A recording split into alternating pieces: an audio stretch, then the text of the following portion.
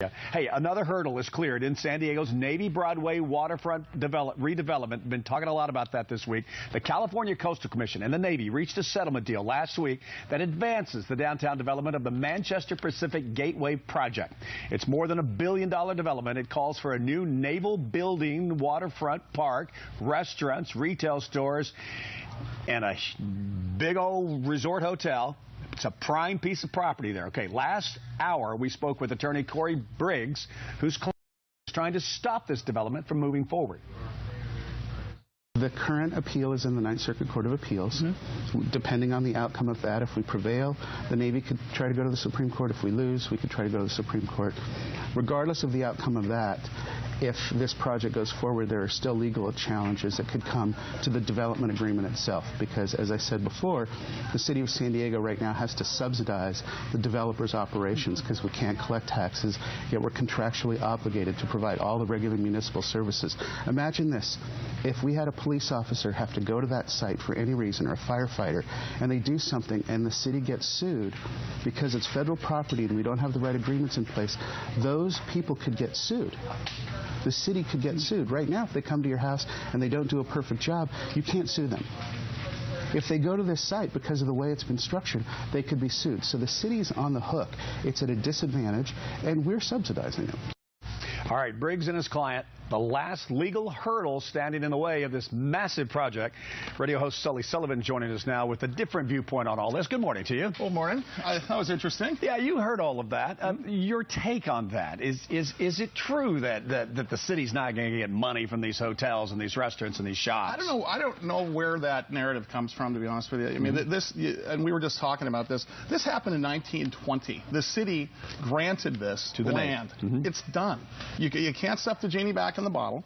But to say there's going to be no taxes, I think it would be ambitious here. Because this activates a whole other part of the city, just like we've done over and over again with every village concept we've had.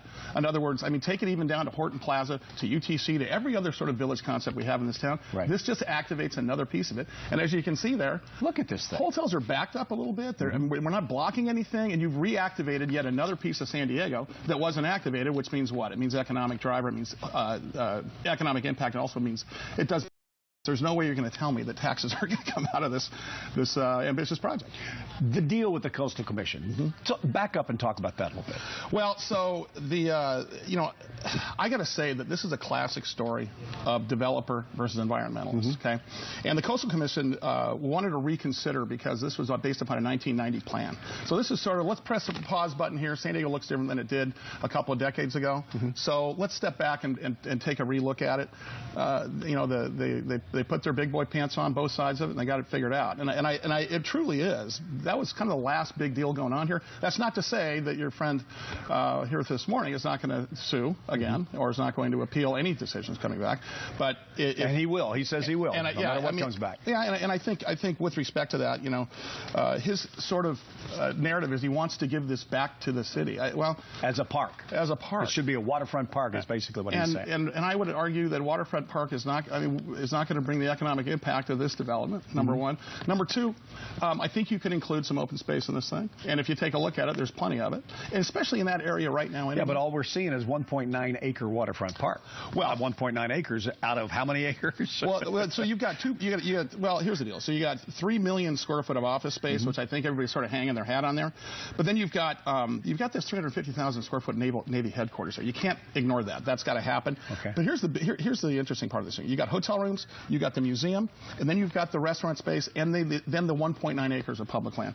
You can't take a little piece of it and look at it a little bit at a time. You got to take the whole thing and look at it and see what happens. And again, like I said before, this activates another part of the city and its economic impact. And I don't think there is a more ambitious plan right now to activate that part of downtown. And Papa Doug Manchester knows how to build a hotel. He sure does. Yeah, man, it's going to be. This will be a. You want to talk about having a good doorstep for San Diego? I mean, that's sort of our water park that we just built in front of the administration building. This thing just puts a finer point on it, and I swear, just like every time I beat the drum for the stadium, these are all civic assets. Yeah. And all civic assets mean to us is more money in taxes. It's been 8 years. How many more do you think it'll be before they put the first shovel in? Oh, I think you're probably looking at another year and a half worth of litigation, and you're looking at a year and a half worth of permitting. I think we're probably 5 years away from the thing. 5 years away. I would say, yeah. And unfortunately, we should have had this argument back in 1990 when the first thing was happening, and we wouldn't have to go through this. But again, here we are. And I think we're finally to the point where you've got something that both sides can agree on here. At the same time, I don't want to lose the fact of the economic impact here is going to outweigh almost any sort of objection that you can give us. Okay.